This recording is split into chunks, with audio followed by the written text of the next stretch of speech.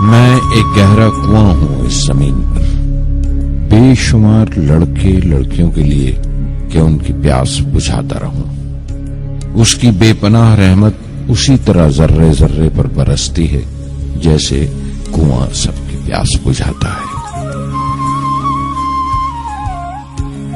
इतनी सी कहानी है मेरी, ज़ैनुल आबिदीन और आशी अम्मा के बेटे की कहानी। उस लड़के की कहानी जो अखबारें बेचकर अपने भाई की मदद करता था। उस शागिर्द की कहानी जिसकी परवरिश शिव सुब्रमण्य अय्यर और अय्यदुराई सोलोमन ने की। उस विद्यार्थी की कहानी जिसे पंडुले मास्टर ने तालीम दी, MGK मेनन और प्रोफेसर साराभाई ने इंजीनियर की पहचान दी, जो नाकामियों और मुश्किलों में पलकर साइंसदान बना। और उस रहनुमा की कहानी जिसके साथ चलने वाले बेशुमार काबिल और हुनरमंद लोगों की टीम थी।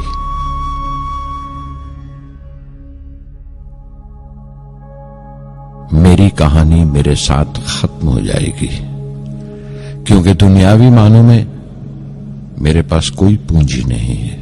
मैंने कुछ हासिल नहीं किया, जमा नहीं किया। मेरे पास कुछ नहीं और कोई नहीं, न बेटा, न बेटी, न परिवार। मैं दूसरों के लिए मिसाल नहीं बनना चाहता, लेकिन शायद कुछ पढ़ने वालों को प्रेरणा मिले कि अंतिम सुख रूह और आत्मा की तस्कीन है। खुदा की रहमत उनकी वरासत है। मेरे परदादा अबुल, मेरे दादा फकीर और मेरे वालिद ज़ैनुल आबिदीन का खानदानी सिलसिला अब्दुल कलाम पर खत्म हो जाएगा, लेकिन खुदा की रहमत कभी खत्म नहीं होगी, क्योंकि वो अमर है, लाफानी है। मैं शहर रामेश्वरम के एक मिडिल क्लास तमिल खानदान में पैदा हुआ। मेरे अब्बा ज़ैनुल आबिदीन के पास न तालीम थी न दौलत, लेकिन इन मजबूरियों के बावजूद एक दानाई थी उनके पास और हौसला था। और मेरी मां जैसी मददगार थी आशी अम्मा।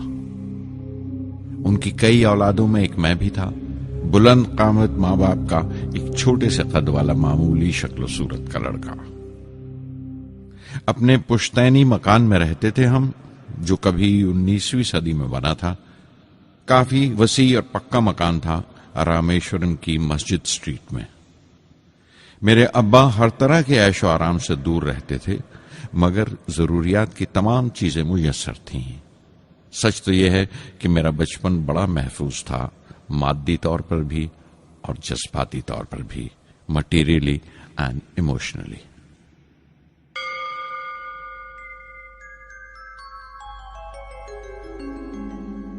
रामेश्वरम का मशहूर शिव मंदिर हमारे घर से सिर्फ 10 मिनट की दूरी पर था। हमारे इलाके में ज्यादा आबादी मुसलमानों की थी, फिर भी काफी हिंदू घराने थे जो बड़े इत्तेफाक से पड़ोस में रहते थे। हमारे इलाके में एक बड़ी पुरानी मस्जिद थी, जहां मेरे अब्बा मुझे हर शाम नमाज पढ़ने के लिए ले जाया करते थे। रामेश्वरम मंदिर के बड़े पुरोहित पक्षी लक्ष्मण शास्त्री मेरे अब्बा के पक्के दोस्त थे। मेरी बचपन की यादों में आंकी हुई एक याद ये भी थी कि अपने अपने रवायती लिबास में बैठे हुए वो दोनों कैसे रूहानी मसलों पर देर देर तक बातें करते रहते थे। मेरे अब्बा मुश्किल से मुश्किल रूहानी मामलों को भी तमिल की आम जबान में बयान कर लिया करते थे। एक बार मुझसे कहा था, जब आफत आए तो आफत की वजह समझने की कोशिश करो, मुश्किलें हमेशा खुद को परखने का मौका देती हैं।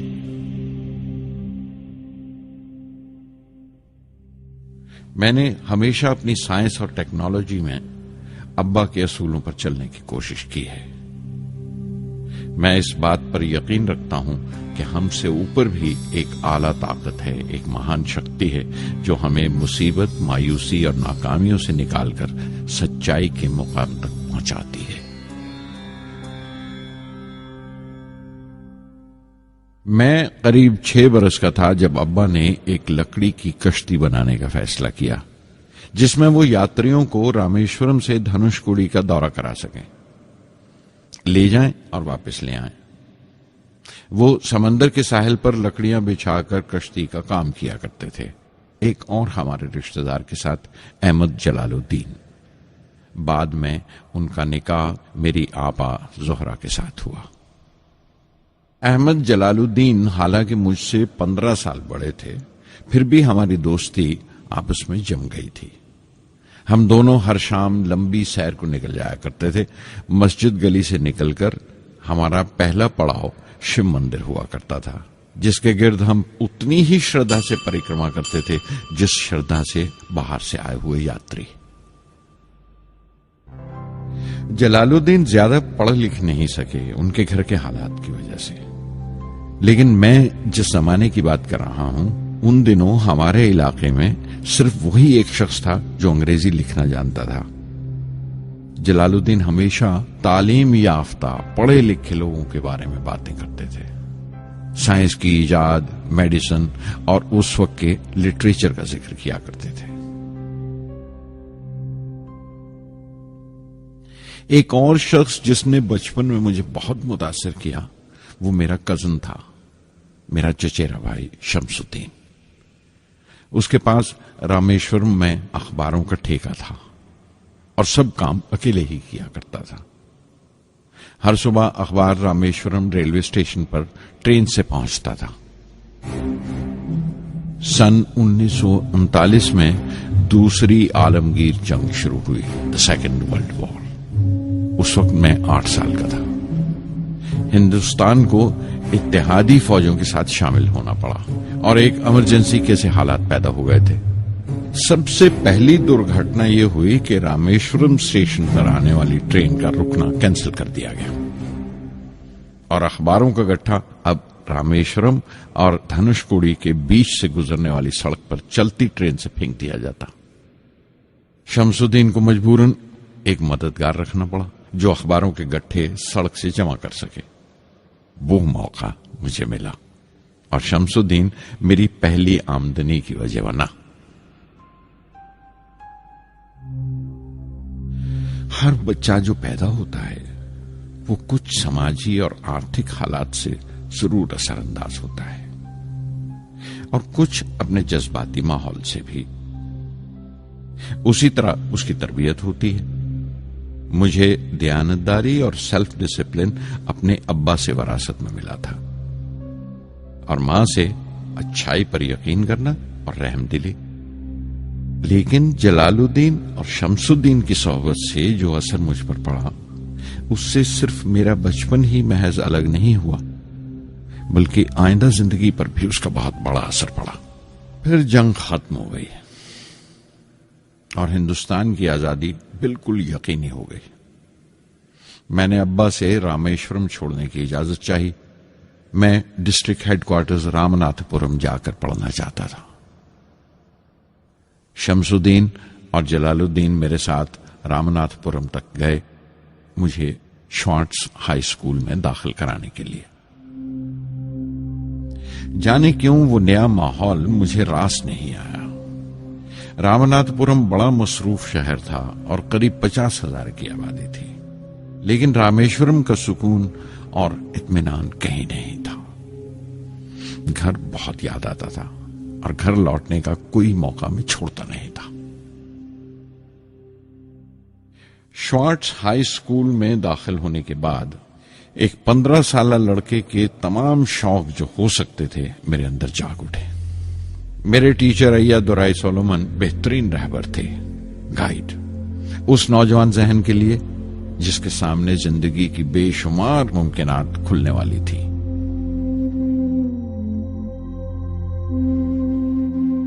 रामनाथपुरम के उस अरसे क़याम में उनसे मेरा रिश्ता उस्ताद शागिर्द या गुरु शिष्य से भी आगे निकल गया।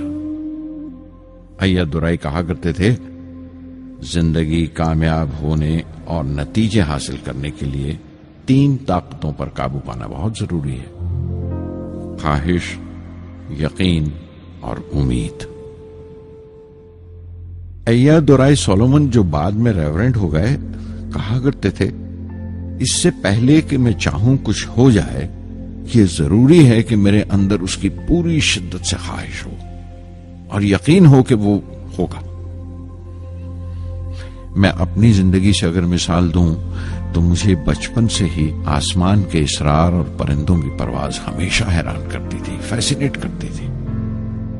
समंदर में कूंजों और बगलों को ऊंची उड़ाने लगाते देखता था तो उड़ने को जी करता था। मैं एक सादा लोग गांव ही का लड़का तो था, लेकिन मुझे यकीन था कि एक दिन मैं जरूर उन कूंजों की तरह बुलंद उड़ाने लगाऊंगा, बुलंदी पर परवाज करूंगा। और हकीकत यह है कि रामेश्वरम से उड़ने वाला मैं पहला लड़का था। श्वार्ट्ज स्कूल में तालीम खत्म करते करते मेरे अंदर खुद एतमादी बस चुकी थी और मुझे यकीन था कि मैं जरूर कामयाबी हासिल करूंगा। मैं तालीम आगे जारी रखूंगा, उसमें कोई दूसरा ख्याल नहीं था। सन 1950 में मैं इंटरमीडिएट पढ़ने के लिए सेंट जोसेफ कॉलेज ट्रिची में दाखिल हो गया। जब बीएससी डिग्री के लिए मैंने सेंट जोसेफ कॉलेज में दाखिला लिया तो हायर एजुकेशन के माने सिर्फ इतने ही जानता था। ये नहीं जानता था कि हायर एजुकेशन के लिए कुछ और भी हो सकता है। न ये जानता था कि साइंस पढ़ के फ्यूचर के लिए और क्या मौके हासिल हो सकते हैं। बीएससी पास करने के बाद ही जान पाया कि फिजिक्स मेरा सब्जेक्ट नहीं था। अपने ख्वाब को पूरा करने के लिए मुझे इंजीनियरिंग में जाना चाहिए था।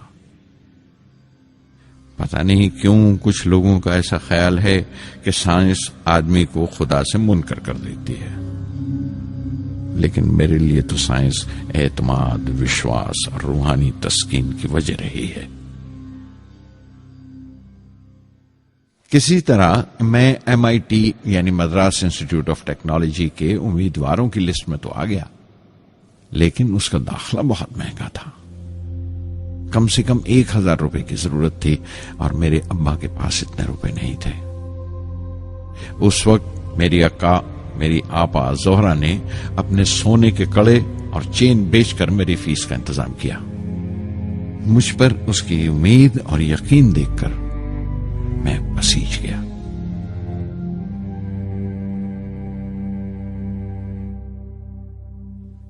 MIT में सबसे ज्यादा मजा आया। वहां 2 हवाई जहाज रखे देखकर जो उड़ान से बरी कर दिए गए थे, मुझे उनकी तरफ एक अजीब सा खिंचाव महसूस होता था। और जब सब लड़के हॉस्टल लौट जाते थे, मैं कई कई घंटे उनके पास बैठा रहता था। फर्स्ट ईयर मुकम्मल करने के बाद जब मुझे अपने ज्यादा खुसूसी मजमून चुनना थे, यानी अपनी स्पेशल ब्रांच का चुनाव करना था, तो मैंने फॉरेन एरोनॉटिकल इंजीनियरिंग का चुनाव कर लिया।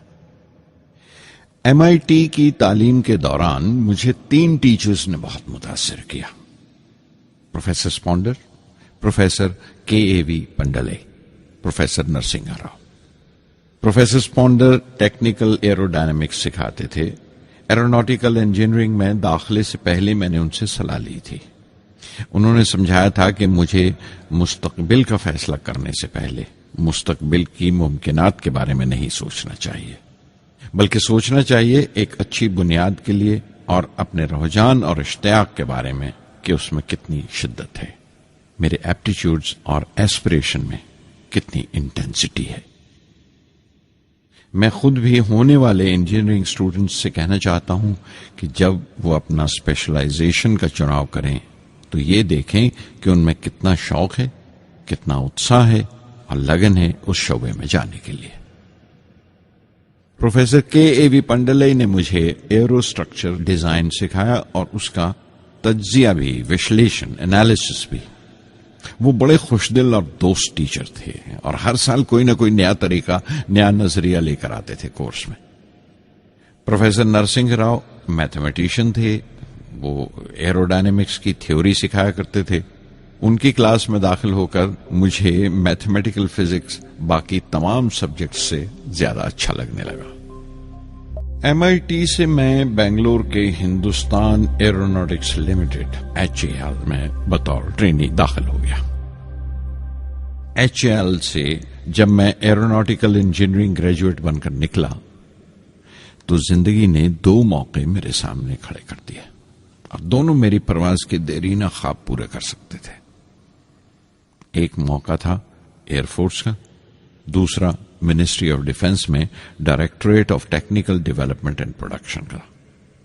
मैंने दोनों में अर्जी भेज दी और बैक वक्त दोनों से इंटरव्यू का बुलावा आ गया। एयरफोर्स के लिए मुझे देहरादून बुलाया गया था और डिफेंस के लिए दिल्ली। मेरे दोनों मुकाम 2000 किलोमीटर के फासले पर थे। ये पहला मौका था मेरा अपने वसी और विराट वतन को देखने का। खिड़की पर बैठा मैं इस देश की सरजमीन को पांव तले से बहता हुआ देख रहा था। हैरान था कि उत्तर की तरफ सफर करते हुए एक ही मुल्क का लैंडस्केप कैसे बदलता चला जाता है। मैं एक हफ्ता दिल्ली में ठहरा, डिफेंस मिनिस्ट्री का इंटरव्यू दिया। इंटरव्यू अच्छा हुआ था। वहां से मैं देहरादून गया एयरफोर्स सिलेक्शन बोर्ड के इंटरव्यू के लिए। 25 उम्मीदवारों में मैं 9वें नंबर पर आया। मेरा दिल बैठ गया, बहुत मायूस हुआ और कई दिन तक अफसोस रहा कि एयरफोर्स में जाने का मौका मेरे हाथ से निकल गया। मैं ऋषिकेश चला गया, दिल पर यह बोझ लेकर कि आने वाले दिन बड़े सख्त होंगे।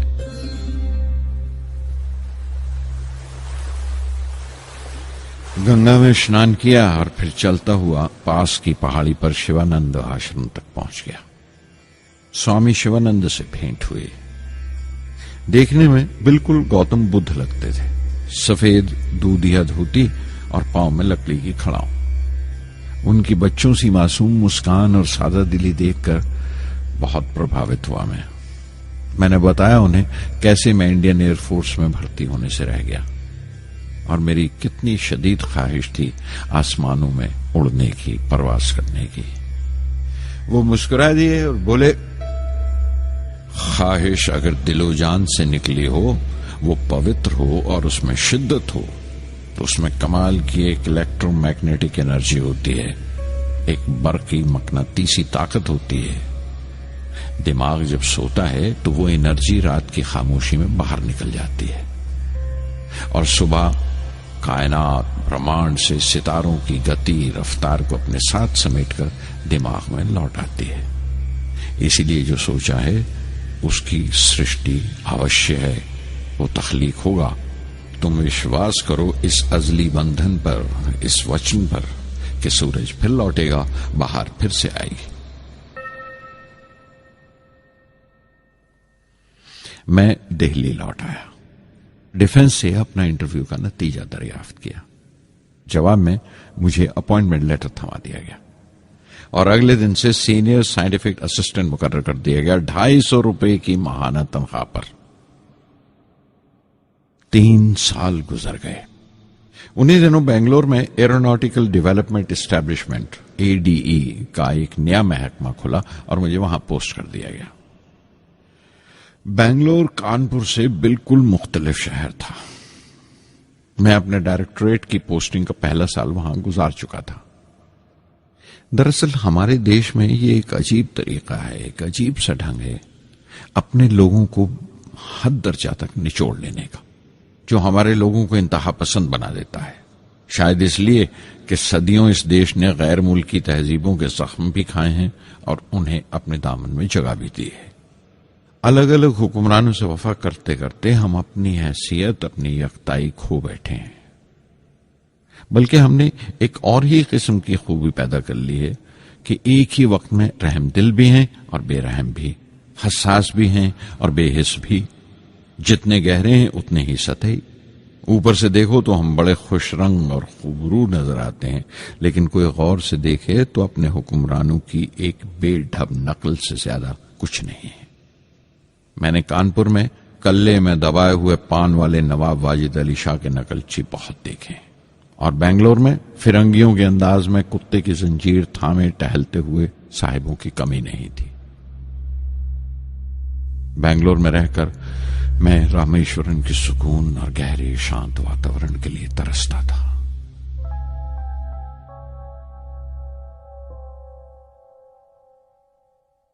पहले साल तो ADE में कोई ज्यादा काम नहीं था। एक प्रोजेक्ट टीम बनाई थी कि 3 सालों में एक स्वदेशी हॉवरक्राफ्ट तैयार करें और वो वक्त से पहले तैयार हो गया। नंदी उसका नाम रखा गया, शिव की सवारी के आधार पर। उसका डिजाइन हमारी उम्मीद से ज्यादा अच्छा था, लेकिन मैं सख्त मायूस हुआ जब आपसी कंट्रोवर्सीज की बिना पर सारा प्रोजेक्ट बालाए ताक रख दिया गया, बंद कर दिया गया। Professor MGK Menon, Tata institute of fundamental research के डायरेक्टर, एक रोज अचानक ही हमारी जांच पड़ताल को आ पहुंचे। नंदी का जिक्र निकला। मुझसे पूछताछ करते हुए उन्होंने ख्वाहिश जाहिर की एक 10 मिनट की उड़ान के लिए। उसके एक हफ्ता बाद की बात है, मुझे इनकोस्पार से बुलावा आ गया, the Indian committee for space research. मैं मुंबई चला गया रॉकेट इंजीनियर की पोस्ट के लिए इंटरव्यू देने। मेरा इंटरव्यू लेने वाले डॉक्टर विक्रम साराभाई और प्रोफेसर MGK मेनन के अलावा मिस्टर सराफ थे, जो उस वक्त एटॉमिक एनर्जी कमीशन के डिप्यूटी सेक्रेटरी के ओहदे पर थे। डॉक्टर साराभाई की गर्मजोशी ने पहली ही मुलाकात में मेरा दिल मोह लिया। अगले ही दिन मुझे खबर मिल गई कि मैं चुन लिया गया। मुझे इनकोस्पार में रॉकेट इंजीनियर की हैसियत से शामिल कर लिया गया था। सन 1962 के देरीना हिस्से में कहीं इनकोस्पार ने थुम्बा में इक्वेटोरियल रॉकेट लॉन्चिंग स्टेशन बनाने का फैसला किया। थुम्बा केरला में त्रिवेंद्रम से परे एक दूर दराज के ऊंगते से गांव का नाम है। हिंदुस्तान में यह मॉडर्न रॉकेट बेस्ड रिसर्च की एक दबी सी इब्तदा थी, हल्की सी शुरुआत। उसके फौरन बाद ही मुझे 6 माह के लिए अमेरिका भेज दिया गया, नासा में रॉकेट लॉन्चिंग की ट्रेनिंग के लिए। जाने से पहले मैं थोड़ा सा वक्त निकालकर रामेश्वरम गया। मेरे अब्बा मेरी इस कामयाबी के लिए बहुत खुश हुए और मुझे उसी मस्जिद में ले जाकर शुक्राने की नमाज अदा की। NASA Langley research centre Virginia में मैंने अपने काम की शुरुआत की। बाद में Goddard space flight centre Maryland चला गया। मैं अपना इंप्रेशंस अमेरिकन्स के बारे में बेंजामिन फ्रैंकलिन के इस जुमले से बयान कर सकता हूं, जिन बातों से तकलीफ होती है उनसे तालीम भी मिलती है। हिंदुस्तानी तंजीमों में, यहां की ऑर्गेनाइजेशंस में एक बड़ी मुश्किल है। जो ऊपर हैं वो बड़े मगरूर हैं, अपने से छोटों की, जूनियर्स और सबऑर्डिनेट्स की राय लेना अपनी हद तक समझते हैं। कोई शख्स भी अपनी खूबी दिखा नहीं सकता अगर आप उसे मलामत ही करते रहें। उसूल और पाबंदी, पाबंदी और सख्ती, सख्ती और जुल्म के बीच की लाइन बड़ी महीन है, बारीक है, उसकी पहचान बहुत जरूरी है। मैं जैसे ही नासा से लौटा, फौरन बाद हिंदुस्तान का पहला रॉकेट लॉन्च वाक़या हुआ, 21 नवंबर सन 1963। वो साउंडिंग रॉकेट था, नाम नाइकी अपैची। नाइकी अपैची की कामयाबी के बाद प्रोफेसर साराभाई ने अपनी आरजू, अपने एक ख्वाब का इजहार किया, एक Indian satellite launch vehicle ISLV का सपना। हिंदुस्तानी रॉकेट का ख्वाब 20वीं सदी में एक तरह से 18वीं सदी का ख्वाब भी कहला सकता है, जो टीपू सुल्तान ने देखा था।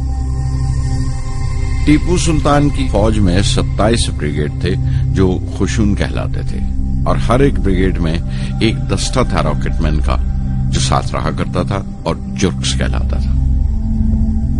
जब टीपू सुल्तान मारा गया तो अंग्रेजों ने 700 रॉकेट्स और 900 रॉकेट के सब सिस्टम्स बरामद किए 1799 में तिरुकन्नाहल्ली की जंग के बाद। वो रॉकेट्स विलियम कॉन्गरीव ने इंग्लैंड भिजवा दिए जांच पड़ताल के लिए, उसकी तकनीक समझने के लिए, जिसे आज की साइंसी जबान में हम रिवर्स इंजीनियरिंग कहते हैं। टीपू सुल्तान की मौत के साथ उस ख्वाब की भी मौत हो गई, कम से कम 150 साल के लिए। पंडित जवाहरलाल नेहरू की बदौलत वो रॉकेटरी का ख्वाब एक बार फिर हिंदुस्तान में जिंदा हुआ। प्रोफेसर साराभाई ने उस ख्वाब को हकीकत बनाने की जिम्मेदारी अपने सर ले ली। बहुत से तंग नजर लोगों को एतराज था इस बात पर कि इस मुल्क में जहां लोगों को 2 वक्त की रोटी नसीब नहीं होती, वहां इन स्पेस उड़ानों को, इन खलाई तहरीकों को क्यों तरजीह दी जा रही है। लेकिन प्रधानमंत्री पंडित नेहरू और प्रोफेसर साराभाई के नजरिए में किसी किस्म का मुबालगा नहीं था। उनके नजरिए बिल्कुल साफ थे कि अगर दुनिया के मुल्कों में और दुनिया के मसलों में कोई हिस्सा लेना है, शिरकत करनी है, हिंदुस्तान को कोई हैसियत हासिल करनी है, तो साइंस और टेक्नोलॉजी की तरक्की और खुद मुख्तारी, सेल्फ रिलायंस अशद जरूरी है। और उनका मकसद ताकत का मुजाहिरा हरगिज नहीं था। सहज पके सुमीठा होए। थुम्बा में 2 रॉकेट सहज पके मगर कामयाब हुए, एक रोहिणी, दूसरा मेनका। अगला साल लगा ही था जब प्रोफेसर साराभाई ने मुझे दिल्ली बुला भेजा। एक मीटिंग थी और मीटिंग में ग्रुप कैप्टन वीएस नारायणन से मेरा तारुफ कराया गया, जो एयर हेडक्वार्टर्स से थे। प्रोफेसर साराभाई ने रेटो तैयार करने का इरादा जाहिर किया, rocket assisted take off system, एक मिलिट्री एयरक्राफ्ट जो रॉकेट की मदद से उड़ाया जा सके बड़ी छोटी सी जगह में। शाम तक यह खबर भी आम हो गई कि हिंदुस्तान एक खुद साख्ता मिलिट्री एयरक्राफ्ट तैयार कर रहा है और मैं उस प्रोजेक्ट का मुख्तार हूं, जिम्मेदार हूं। मैं कई तरह के जज्बात से भर गया, खुश भी था, शुक्रगुजार भी, खुशकिस्मत भी, और एक एहसास हुआ तकमील का, फुलफिलमेंट का। 19वीं सदी के एक शायर की ये सतरें बहुत याद आई। हर दिन के लिए तैयार रहो, हर दिन को एक तरह ही मिलो। जब ओखली हो बर्दाश्त करो, जब दस्ता हो तो वार करो। रेटो पे काम करते हुए 2 अहम वाकयात हुए। पहला तो यह था कि अपने देश में पहली बार स्पेस रिसर्च का 10 साला प्रोग्राम तैयार हुआ, जिसके ऑथर थे प्रोफेसर साराभाई। मेरे लिए वो एक ऐसा रोमानी मैनिफेस्टो था जैसे स्पेस से इश्क करने वाले किसी शायर की रोमानी नज्म हो, जैसे कोई अपने देश के आसमान से इश्क करने लगा हो। और दूसरा वाकया मिनिस्ट्री ऑफ डिफेंस में मिसाइल पैनल का तैयार होना। नारायणन और मैं, हम दोनों उस पैनल के मेंबर थे। उस वक्त तक भविष्य की आने वाली एसएलवी सैटेलाइट लॉन्च व्हीकल का नाक नक्शा भी तैयार हो चुका था। प्रोफेसर साराभाई अपने देरीना ख्वाब को ताबीर देने के लिए कुछ और साथियों का चुनाव कर चुके थे। मैं खुद को खुशकिस्मत समझता हूं कि मुझे उस प्रोजेक्ट का लीडर चुना गया। उस पर प्रोफेसर साराभाई ने मुझे एक और जिम्मेदारी भी सौंपी कि लॉन्च की 4थी स्टेज मैं ही डिजाइन करूं। यह मामूल था, मेरा आदत थी कि हर मिसाइल पैनल की मीटिंग के बाद मैं जाकर प्रोफेसर साराभाई को पूरी तफसील, पूरी रिपोर्ट देता था। दिल्ली में ऐसी ही एक मीटिंग के बाद 23 दिसंबर 1971 को मैं त्रिवेंद्रम लौट रहा था और उस दिन प्रोफेसर साराभाई थुम्बा में एसएलवी का मुआयना करने गए हुए थे। दिल्ली एयरपोर्ट के लाउंज से मैंने उन्हें फोन किया, पैनल मीटिंग की तफसील बताई। प्रोफेसर साराभाई ने मुझे कहा कि मैं त्रिवेंद्रम एयरपोर्ट पर उनका इंतजार करूं। मैं जब त्रिवेंद्रम पहुंचा तो फिजा में एक मातम बिछा हुआ था। मुझे खबर दी गई कि प्रोफेसर साराभाई नहीं रहे। चंद घंटे पहले दिल का दौरा पड़ने से उनका इंतकाल हो गया। मैं थर्रा के रह गया। चंद घंटे पहले ही तो मैंने उनसे बात की थी। मेरे लिए वो बहुत बड़ा सदमा था। प्रोफेसर साराभाई मेरी नजर में इंडियन साइंस के राष्ट्रपिता हैं, जैसे राष्ट्र के पिता महात्मा गांधी हैं। उन्होंने अपनी टीम से रहनुमा पैदा किए और खुद अपने अमल से उनके लिए मिसाल साबित हुए। कुछ अरसा प्रोफेसर एमजी के मेनन ने स्पेस रिसर्च का काम संभाला। बिलाखिर प्रोफेसर सतीश धवन को Indian Space Research Organisation ISRO की जिम्मेदारी सौंप दी गई। थुम्बा का पूरा कॉम्प्लेक्स एक बड़े पैमाने पर स्पेस सेंटर बना दिया गया और Vikram Sarabhai space centre VSSC का नाम दिया गया। जिसने वो सेंटर कायम किया था उसी के नाम से उस जगह की श्रद्धांजलि पेश की गई। मशहूर मेटलर्जिस्ट डॉक्टर ब्रह्म प्रकाश VSSC के पहले डायरेक्टर मुकर्रर हुए। कोई भी शख्स अपनी जिम्मेवारी में तभी कामयाब हो सकता है अगर वो बारसूख हो, मोतबर हो और अपने फैसलों के लिए उसे सही हद तक आजादी हो। शायद निजी जिंदगी में भी तसल्ली का यही एक रास्ता है, आजादी और जिम्मेवारी एक साथ हो, तभी वो तस्कीन और खुशी का बायस हो सकती है। और जाती आजादी हासिल करने के लिए मैं 2 रास्ते तजवीज कर सकता था जो मैंने इख्तियार किए। पहला तो यह कि अपनी तालीम और तरबियत को बढ़ावा दो। इल्म, नॉलेज बड़ा कारामद हथियार है, बहुत काम आता है। इल्म जितना ज्यादा होगा उतनी ज्यादा आजादी के हकदार हो गए। इल्म वो पूंजी है जो कोई छीन नहीं सकता। टीम की रहनुमाई तभी मुमकिन है अगर आपकी जानकारी मुकम्मल हो, अप टू डेट हो। कामयाब रहनुमा बनने के लिए जरूरी है कि दिन का काम जब खत्म हो आप पिछले काम का जायजा लें, अगले दिन के काम की तैयारी करें। दूसरा तरीका यह है कि अपने काम को अपना फख्र समझें, गर्व समझें, और जरूरी है कि अपने अंदर की शक्ति की सही जानकारी हो। जो करो उस पर यकीन रखो, या जिस पर यकीन हो वही करो, वरना दूसरों के ईमान का शिकार बनते रहोगे।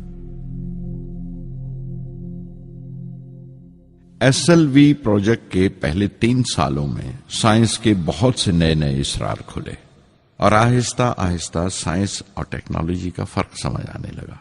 रिसर्च और अमल, डेवलपमेंट का फासला पता चलने लगा। किसी भी इजाद में गलतियां होना लाजमी है, लेकिन हर गलती कामयाबी की तरफ एक और कदम उठाती है, एक और सीढ़ी बन जाती है। किसी भी तख्लीक की तरह SLV3 की तख्लीक भी कई दर्दनाक लम्हों से गुजरी। एक रोज जब मैं और मेरे तमाम साथी अपने कामों में पूरी तरह डूबे हुए थे, मेरे घर से एक मौत की इत्तला पहुंची। मेरे दोस्त और हमदर्द मेरे बहनोई जलालुद्दीन का इंतकाल हो गया था। कुछ देर के लिए तो मैं सुन्न होकर रह गया, मेरी आंखों में अंधेरा छा गया। थोड़ी देर बाद जब अपने चौगिरदे का एहसास हुआ तो महसूस किया जैसे मेरी हस्ती का एक हिस्सा मर गया था। रात की रात बसों में सफर करता हुआ अगली सुबह मैं रामेश्वरम पहुंचा। जोहरा को क्या तसल्ली देता और क्या सब्र देता अपनी भांजी महबूबा को, जो रो रो कर हलकान हो रही थी। मेरी आंखों के सोते पहले ही सूख चुके थे। थुम्बा लौटकर बहुत दिनों तक सारा कामकाज, सारी मसरूफियत बेमानी लगने लगी। बहुत दिनों तक बहुत मलाल लगा, सब बेमानी लगता था। प्रोफेसर धवन देर देर तक हौसला देते थे, कहते SLV पर जैसे जैसे काम आगे बढ़ेगा मुझे सब्र महसूस होगा और ये मायूसी कम होते होते गुजर जाएगी। 1976 में मेरे अब्बा ज़ैनुल आबदीन 102 साल की उम्र में वहीं रामेश्वरम में इंतकाल फरमा गए। 15 पोते पोतियां छोड़कर गए थे पीछे और एक पड़पोता। दुनियावी तौर पर वो सिर्फ एक और बुजुर्ग की मौत थी। कोई बड़ा मातम नहीं हुआ, झंडा नहीं उतारा गया, न अखबारों ने स्याह हाशिए दिए, न सियासतदान थे वो, न विद्वान कोई, न कोई बड़े सरमायादार। एक सीधे सादे इंसान थे, फरिश्ता सिफत। और हर उस बात की वजह थे जो दानाई और पारसाई की राह दिखाती है।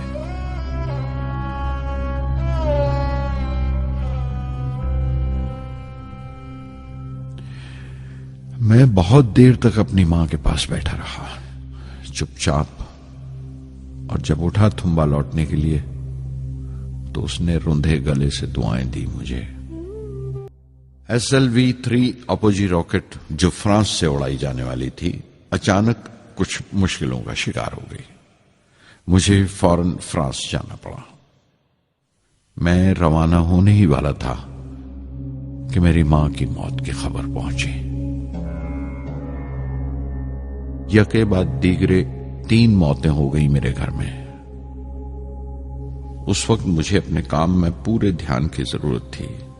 100% लगन से काम करने की ख्वाहिश किसी और लगन की गुंजाइश नहीं छोड़ती। मुकम्मल नीति और पूरी लगन से SLV-3 का ख्वाब 1979 के दरमियान में जाकर पूरा हुआ। हमने SLV-3 की परवाज का दिन 10 अगस्त 1979 तय किया था। 23 मीटर लंबा 4 स्टेजेस का ये रॉकेट 17 टन का वजन लेकर 7:58 पर बड़ी कजदाई से उड़ा और खला की तरफ रवाना हुआ।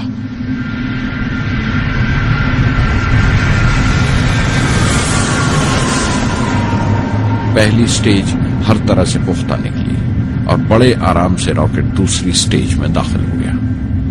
हम सब दम खुद रह गए, सांस रोके बैठे थे। हमारे बरसों का ख्वाब आसमान की तरफ सफर कर रहा था।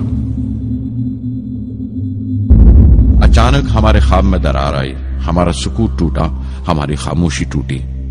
दूसरी स्टेज काबू से बाहर होने लगी थी। 317 सेकंड के बाद परवाज टूट गई। मेरी मेहनत और उम्मीद चौथी स्टेज को साथ लेकर तमाम मलबा श्रीहरिकोटा से 560 किलोमीटर दूर समंदर में जाके गिरा।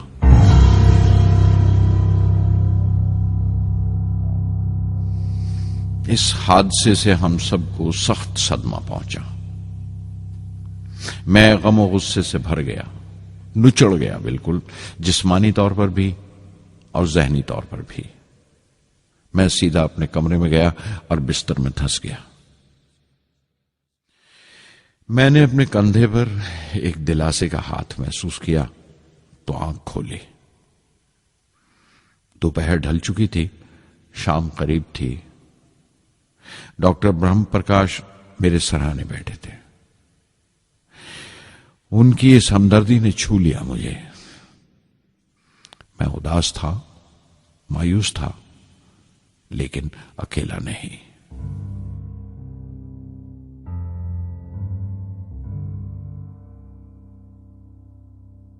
हर शख्स तकनीकी जमा तफरीक और बहस मुबासे के बाद मुतमईन हो चुका था, संतुष्ट हो चुका था, लेकिन मुझे इत्मीनान ना आया और मुसलसल बेचैन रहा। मैं बेसाख्ता खड़ा हो गया और एतराफ किया प्रोफेसर धवन के सामने, सर, मेरे साथियों को नाकामयाबी की वजह दरियाफ्त हो जाने से इत्मीनान हो गया, लेकिन मैं उसे काफी नहीं समझता। इस मिशन के डायरेक्टर की हैसियत से इस गलती को भी मैं अपनी जिम्मेवारी समझता हूं। SLV-3 की नाकामयाबी की जिम्मेवारी मेरी है।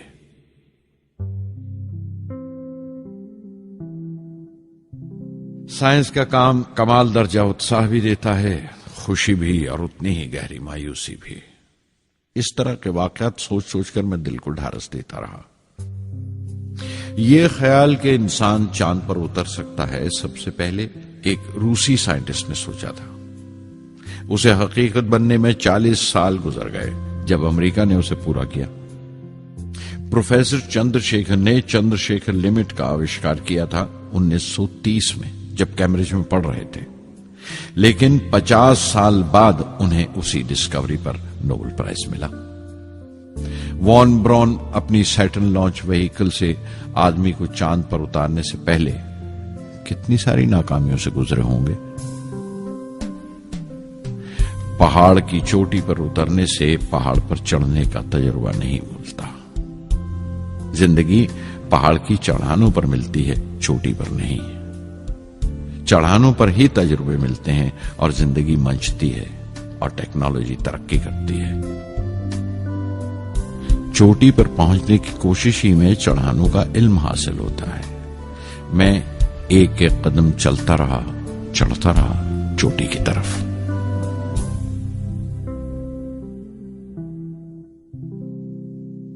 SLV-3 की उड़ान से 30 घंटा पहले 17 जुलाई 1980 के दिन अखबारों की सुर्खियां तरह तरह की राय और अंदाजों से भरी हुई थीं।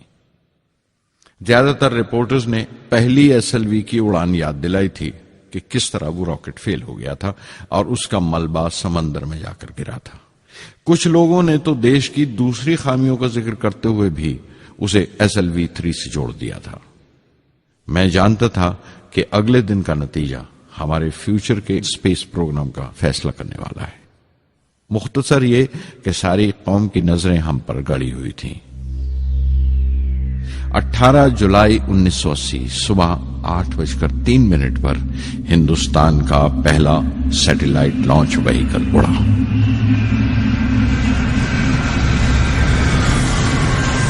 मैंने रोहिणी सैटेलाइट का तमाम डेटा कंप्यूटर पर जांचा। अगले 2 मिनट के अंदर अंदर रोहिणी अंतरिक्ष में था। उस तमाम शोरगुल के बीच में मैंने अपनी जिंदगी के सबसे अहम अल्फाज अदा किए। मैं मिशन डायरेक्टर बोल रहा हूं, एक जरूरी खबर सुनने को तैयार रहो। चौथी स्टेज कामयाबी के साथ रोहिणी सैटेलाइट को लेकर अंतरिक्ष में दाखिल कर रही है। मैं ब्लॉक से बाहर आया तो मेरे साथियों ने मुझे कंधों पर उठा लिया और नारे लगाते हुए जुलूस निकाला। सारी कौम में एक जोश की लहर दौड़ गई। हिंदुस्तान उन चंद कौमों में शामिल हो गया था जिनके पास सैटेलाइट लॉन्च की काबिलियत थी। हमारी कौम का एक ख्वाब पूरा हुआ था और हमारे इतिहास का एक नया बाब खुला, एक नया चैप्टर। प्रधानमंत्री इंदिरा गांधी ने मुबारकबाद का तार भेजा और सबसे ज्यादा हिंदुस्तान के साइंसदान खुश थे कि ये पूरी कोशिश स्वदेशी थी, हमारी अपनी थी। मैं कुछ मिले जुले जज्बात से गुजर रहा था। मैं खुश था कि पिछली 2 दहाइयों से जिस कोशिश में था बिलाखिर उसमें कामयाब हुआ, लेकिन उदास था जिन लोगों की बदौलत में यहां पहुंचा था वो लोग मेरे साथ नहीं थे। मेरे अब्बा, मेरे बहनोई जलालुद्दीन और प्रोफेसर साराभाई।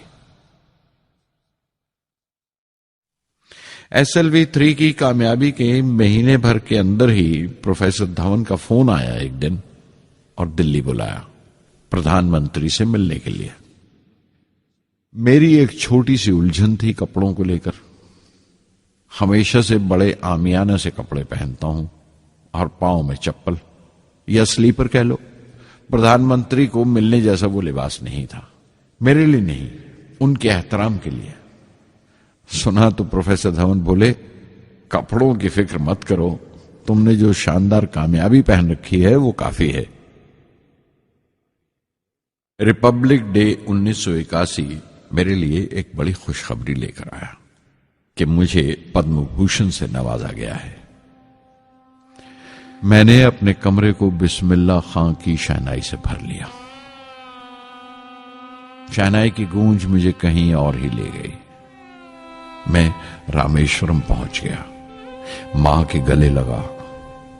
अब्बा ने मेरे बालों को उंगलियों से सहलाया और मेरा दोस्त, मेरा रफीक जलालुद्दीन मस्जिद गली में जमा हुए लोगों में मेरे इनाम का ऐलान कर रहा था। मेरी बहन जोहरा ने मीठा बनाया घर में। पक्षी लक्ष्मण शास्त्री ने मेरे माथे पर तिलक लगाया। फादर सोलोमन ने मेरे हाथ में सलीब देकर दुआ पढ़ी और प्रोफेसर साराभाई को देखा। उनके चेहरे पर मुस्कुराहट थी, फख्र था। जो पौधा वो लगाकर गए थे अब पूरा पेड़ बन चुका था, जिसके फल हिंदुस्तान की आवाम तक पहुंच रहे थे। 1 जून 1982 मैंने defence research and development laboratory DRDL की जिम्मेवारी संभाल ली। उस वक्त के defence minister Shri R Venkataraman ने जब मशवरा दिया कि बजाय दर्जा बदर्जा मिसाइल तैयार करने के हमें मुकम्मल अपनी मिसाइल तैयार करने का प्रोग्राम बनाना चाहिए, तो हमें अपने कानों पर यकीन नहीं आया और देखते देखते ही वो प्रोजेक्ट एक मुकम्मल मिसाइल का प्रोग्राम बन गया, जिसके नतीजे आइंदा बहुत दूर तक पहुंचे। हर एक प्रोजेक्ट का नाम हिंदुस्तान की खुद मुख्तारी, सेल्फ रिलायंस का सबूत था। सरफेस टू सरफेस मिसाइल का नाम पृथ्वी रखा गया। टैक्टिकल कोर व्हीकल को त्रिशूल का नाम दिया गया। Surface to air defence system Akash कहलाया। एंटी टैंक मिसाइल प्रोजेक्ट को नाग के नाम से पुकारा गया और मेरे देरीना ख्वाब रेक्स को यानी re entry experiment launch vehicle को मैंने अग्नि का नाम दिया। मिसाइल टेक्नोलॉजी का हुनर दुनिया की कुछ चुनी हुई कौमों के पास ही था। वो बड़े ताज्जुब से हमारी तरफ देख रहे थे कि हम क्या करने जा रहे हैं और कैसे करेंगे। हम एक मीटिंग में बैठे हुए अपने मकसद को पूरा करने के लिए 1984 की निशानदेही कर रहे थे जब डॉक्टर ब्रह्म प्रकाश की मौत की खबर आई। मेरे लिए वो एक और सदमा था। पहली SLV की नाकामी के वक्त जिस तरह उन्होंने ढारस दी थी मुझे, वो याद करके मैं और ज्यादा गमगीन हो गया।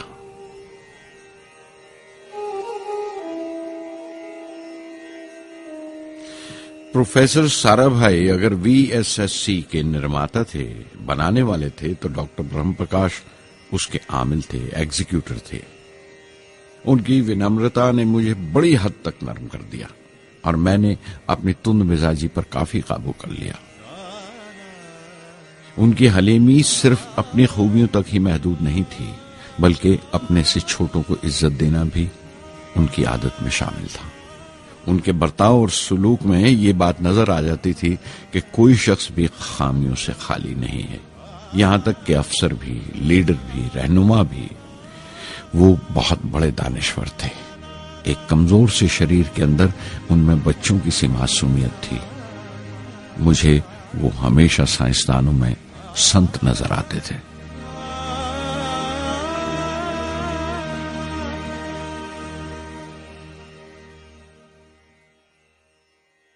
पृथ्वी का काम अपनी तकमील को पहुंच रहा था जब हम 1988 में दाखिल हुए। 25 फरवरी 1988 सुबह 11:23 पर पृथ्वी की पहली परवाज वाक़ हुई। हमारे मुल्क में वो एक ऐतिहासिक मौका था। पृथ्वी सिर्फ एक सरफेस टू सरफेस मिसाइल ही नहीं, बल्कि आइंदा आने वाली तमाम किस्म की मिसाइल का बुनियादी नक्शा भी था, फ्यूचर का मॉड्यूल था वो।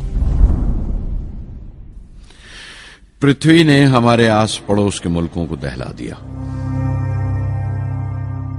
मगरबी यानी वेस्टर्न मुल्कों को पहले तो हैरत हुई, फिर गुस्से का इजहार किया और पाबंदी लगा दी इंडिया के लिए कि वो ऐसी कोई चीज बाहर के मुल्कों से न खरीद सकें जो उनके मिसाइल प्रोग्राम में इस्तेमाल हो सकती हो या काम आ सकती हो। मिसाइल की इजाद में हिंदुस्तान की खुद मुख्तारी ने दुनिया के तमाम तरक्की याफ्ता मुल्कों को परेशान कर दिया। अग्नि की टीम में 500 से ज्यादा साइंसदान शामिल थे। अग्नि की परवाज 20 अप्रैल 1999 तय पाई थी। लॉन्च की तमाम तैयारियां मुकम्मल हो चुकी थीं और हिफाजत के लिए यह फैसला किया गया था कि लॉन्च के वक्त आसपास के तमाम गांव खाली करा दिए जाएं। अखबारात और दूसरी मीडिया ने इस बात को बहुत उछाला। 20 अप्रैल पहुंचते पहुंचते तमाम मुल्क की नजरें हम पर टिकी हुई थीं। दूसरे मुल्कों का दबाव बढ़ रहा था कि हम इस तजुर्बे को मुलतवी कर दें या खारिज कर दें, लेकिन सरकार मजबूत दीवार की तरह हमारे पीछे खड़ी रही और किसी तरह हमें पीछे नहीं हटने दिया। परवाज से सिर्फ 14 सेकंड्स पहले हमें कंप्यूटर ने रुकने का इशारा किया। किसी एक पुर्जे में कोई खामी थी, वो फौरन ठीक कर दी गई, लेकिन उसी वक्त डाउन रेंज स्टेशन ने रुकने का हुक्म दिया। चंद सेकंड्स में कई रुकावटें सामने आ गईं और परवाज मुलतवी कर दी गई। अखबारात ने आस्तीनें चढ़ा ली, हर बयान ने अपनी अपनी तरह की वजूहात निकाल ली। कार्टूनिस्ट सुधीर दार ने एक कार्टून शाया किया जिसमें एक खरीदार कुछ सामान दुकानदार को वापस करते हुए कह रहा था, अग्नि की तरह वो भी नहीं चली। एक कार्टून में दिखाया गया कि साइंसदान कह रहा है, सब ठीक था, स्विच बटन नहीं चला। हिंदुस्तान टाइम्स के कार्टून में एक नेता रिपोर्टर को समझा रहा है, डरने की कोई बात नहीं, ये बड़ी अमन पसंद अहिंसावाद की मिसाइल है, इससे कोई मरेगा नहीं। करीब 10 रोज दिन रात काम चला मिसाइल की दुरुस्ती पर और आखिरकार साइंसदानों ने एक नई तारीख तय की अग्नि की परवाज के लिए। मगर फिर वही हुआ। 10 सेकंड पहले कंप्यूटर ने रुकावट का इशारा किया। पता चला एक पुर्जा काम नहीं कर रहा है। परवाज फिर मुलतवी कर दी गई। ऐसी बात किसी भी साइंसी तजुर्बे में हो जाना आम बात है। गैर मुल्कों में भी बहुत बार होता है, लेकिन उम्मीद से भरी हुई कौम हमारी मुश्किलें समझने को तैयार नहीं थी। हिंदू अखबार में केशव का एक कार्टून छपा जिसमें एक देहाती कुछ नोट गिनते हुए कह रहा था, मिसाइल के वक्त गांव से हट जाने का मुआवजा मिला है। 2-4 बार और ये तजुर्बा मुलतवी हुआ तो मैं पक्का घर बनवा लूंगा। अमोल बटर वालों ने अपने होर्डिंग पर लिखा, अग्नि को ईंधन के लिए हमारे बटर की जरूरत है। अग्नि की मुरम्मत का काम जारी रहा। आखिरकार एक बार फिर 22 मई की तारीख अग्नि की परवाज के लिए तय पाई। उसकी पिछली रात doctor Arunachalam, general KN Singh और मैं डिफेंस मिनिस्टर KC पंत के साथ चहलकदमी कर रहे थे। पूरे चांद की रात थी, हाई टाइड का वक्त था और लहरें गरज गरज कर खुदा की अजमत का नाम ले रही थी। कल अग्नि की परवाज कामयाब होगी या नहीं, बार बार यही सवाल हमारे दिमाग में गूंज रहा था।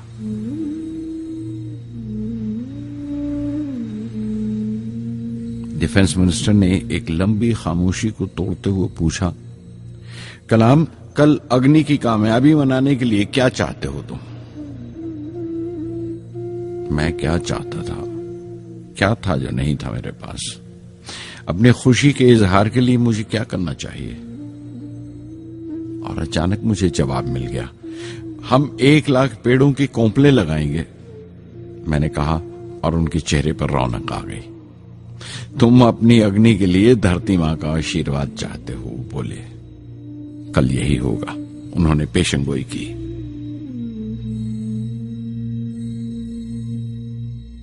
अगले दिन सुबह 7:10 पर अग्नि लॉन्च हुई। कदम कदम सही निकला। मिसाइल ने जैसे टेक्स्ट बुक याद कर लिया हो, जैसे सबक याद कर लिया था। हर सवाल का सही जवाब मिल रहा था। लगता था एक लंबे खौफनाक ख्वाब के बाद एक खूबसूरत सुबह ने आंख खोली है। 5 साल की मुशक्कत के बाद हम इस लॉन्च पैड पर पहुंचे थे। इसके पीछे 5 लंबे सालों की नाकामयाबी, कोशिशें और इम्तिहान खड़े थे। इस कोशिश को रोक देने के लिए हिंदुस्तान ने हर तरह के दबाव बर्दाश्त किए थे, लेकिन हमने कर दिखाया जो करना था। मेरी जिंदगी का सबसे कीमती लम्हा था वो मुट्ठी भर सेकंड्स, 600 सेकंड की वो परवाज जिसने हमारी बरसों की थकान दूर कर दी, बरसों की मेहनत को कामयाबी का तिलक लगाया। उस रात मैंने अपनी डायरी में लिखा, अग्नि को इस नजर से मत देखो। ये सिर्फ ऊपर उठने का साधन नहीं है, न शक्ति की नुमाइश है। अग्नि एक लौ है जो हर हिंदुस्तानी के दिल में जल रही है। इसे मिसाइल मत समझो, ये कौम के माथे पर चमकता हुआ आग का सुनहरी तिलक है। 1990 के रिपब्लिक डे पर देश ने मिसाइल प्रोग्राम की कामयाबी का जश्न मनाया। मुझे पद्म विभूषण से नवाजा गया और डॉक्टर अरुणाचलम को भी। 10 साल पहले पद्म भूषण की यादें एक बार फिर हरी हो गईं। रहन सहन मेरा अब भी वैसा ही था जैसा तब था। 10 बाय 12 का एक कमरा किताबों से भरा हुआ और कुछ जरूरत का फर्नीचर जो किराए पर लिया था। फर्क इतना ही था कि तब यह कमरा त्रिवेंद्रम में था, अब हैदराबाद में। वेटर मेरा नाश्ता लेकर आया, इडली और छाछ, और आंखों में एक खामोश मुस्कुराहट मुबारकबाद की। मैं अपने हमवतनों की इस नवाजिश से छलक गया।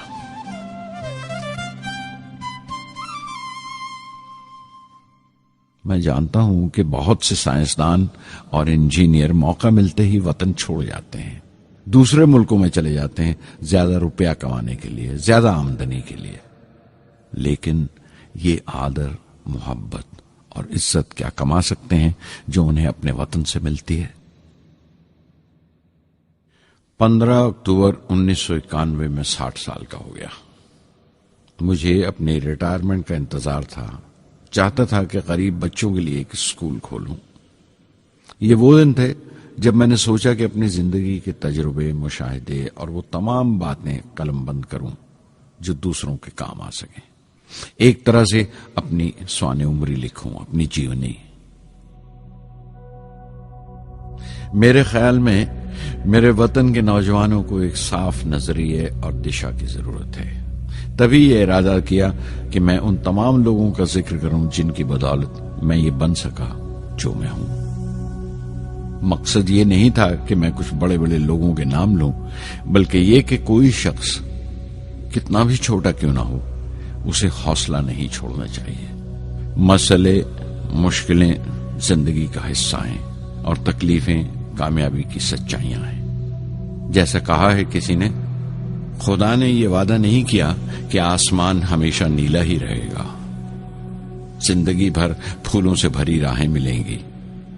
खुदा ने यह वादा नहीं किया कि सूरज है तो बादल नहीं होंगे, खुशी है तो गम नहीं, सुकून है तो दर्द नहीं होगा। मुझे ऐसा कोई गुरूर नहीं कि मेरी जिंदगी सबके लिए एक मिसाल बनेगी, मगर यह हो सकता है कि कोई मायूस बच्चा किसी गुमनाम सी जगह पर जो समाज के किसी माजूर हिस्से से ताल्लुक रखता हो, ये पढ़े और उसे चैन मिले, ये पढ़े और उसकी उम्मीद रोशन हो जाए। हो सकता है ये कुछ बच्चों को नाउमीदी से बाहर ले आए और जिसे वो मजबूरी समझते हैं वो मजबूरी ना लगे। उन्हें यकीन रहे कि वो जहां भी हैं खुदा उनके साथ है। काश हर हिंदुस्तानी के दिल में जलती हुई लौ को पर लग जाए और उस लौ की परवाज से सारा आसमान रोशन हो जाए।